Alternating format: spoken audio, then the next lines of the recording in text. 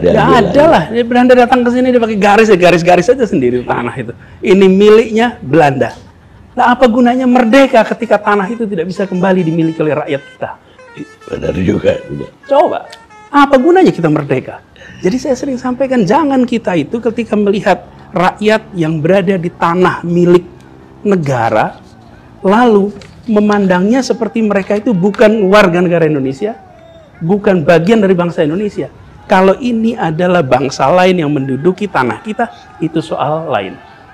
Tapi kalau ini adalah rakyat kita sendiri, yang mereka ingin hidup lebih baik, carilah jalan keluar yang memberikan kepada rakyat rasa kebahagiaan bahwa negara ini datang dengan kerahiman, datang dengan cinta kasih, datang dengan perasaan memiliki ini adalah rakyat kami, bukan dipandang ini sebagai entitas.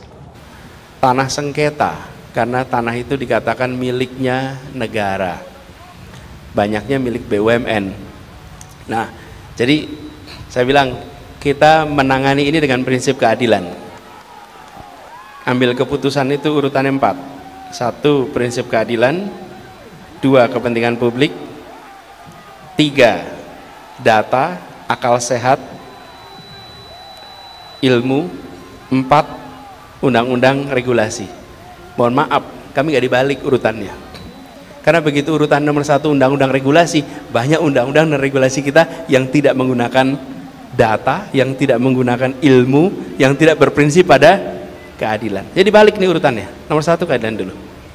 Banyak tanah-tanah di Jakarta adalah tanah-tanah yang dikuasai atau milik BUMN. Jadi saya pernah kumpulkan Pak yang mengelola itu. Saya tanya, ini tanah BUMN itu belinya dari siapa? Belinya dari siapa? Nggak beli dari siapa-siapa. Di Jakarta itu dulunya tanah milik perusahaan Belanda. Dinasionalisasi, dicatat, pindah menjadi milik BUMN. Oke? Jadi kemudian pertanyaan saya, buat apa kita merdeka kalau tanahnya tidak bisa dipakai oleh rakyat kebanyakan? Ini pertanyaan sederhana. Buat apa kalau kita merdeka? Nah, jadi harus ada jalan keluar. Prinsip keadilan inilah yang kemudian membuat kita ada terobosan-terobosan yang mungkin tidak terasa nyaman di pemegang otoritas di pusat.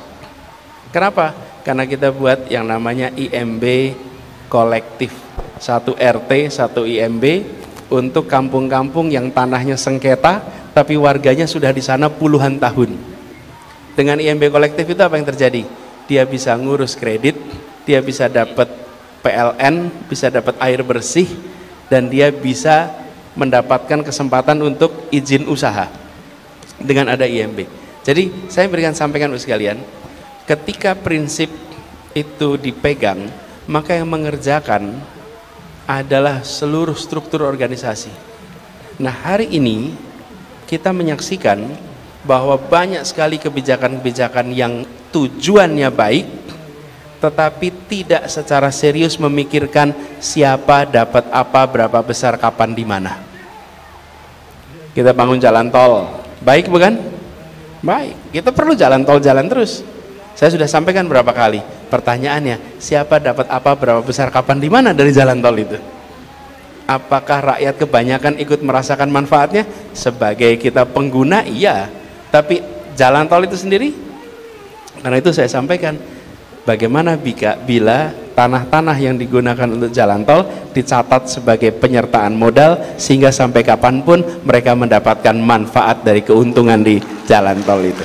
Contoh, jadi begitu dimasukkan unsur keadilan dalam kebijakan-kebijakan, bukan dibatalkan tapi dibuat menjadi Jadi Bapak sekalian, nanti ketika mengkomunikasikan, saya titip apa visi perubahan kita memasukkan keadilan di dalam penyusunan kebijakan.